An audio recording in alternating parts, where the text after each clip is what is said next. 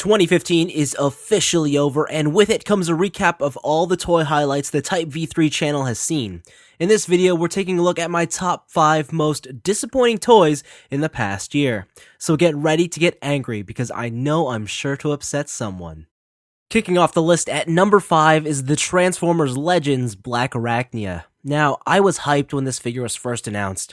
Beast Wars is my favorite iteration of Transformers, this fembot is my favorite character, and the toy was based on the already awesome animated Black Arachnia.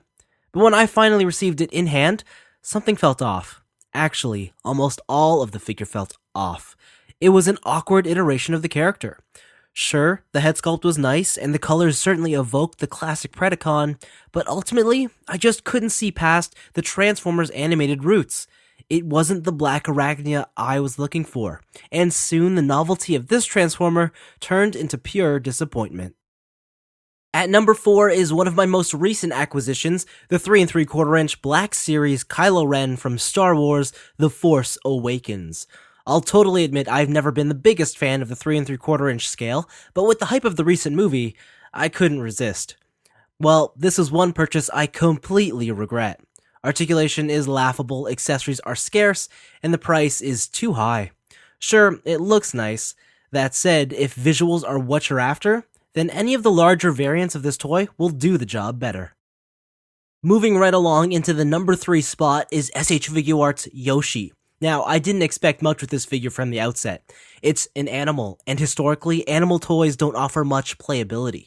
Not to mention the human characters in the SHF Mario lineup aren't superposable to begin with either. So it says something that even with these tempered expectations, Yoshi still managed to disappoint. Basically, it feels like a high-quality candy toy. Cute gimmicks, yet nothing spectacular. Though the biggest problem is that Mario can't ride Yoshi without looking like he's floating over his back. The toy feels so uninspired. If you absolutely need a Yoshi, go for the cheaper World of Nintendo one. It pretty much serves the same purpose at half the price. Taking the runner-up spot in this list of disappointments is the SDBF Star Winning Gundam.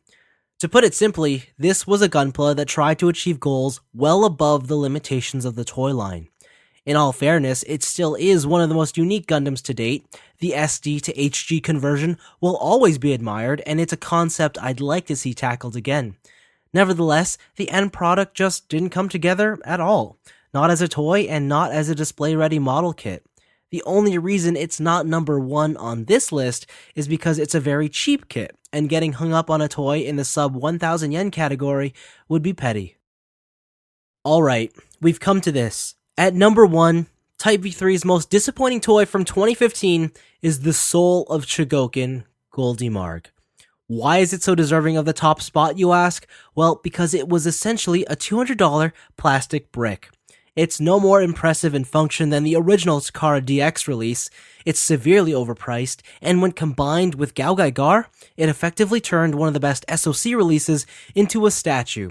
Instead of enhancing GGG, it took away all the fun. It's a toy I didn't need nor care to own. Oh, and you can bet I'm still bitter about seeing this figure get discounted to the $100 mark by many stores so quickly after its release. What a waste of money. And there you have it, my top 5 most disappointing toys of the past year. Agree or disagree? Let me know in the comments section below, and while you're there, why not tell me your most disappointing toys too?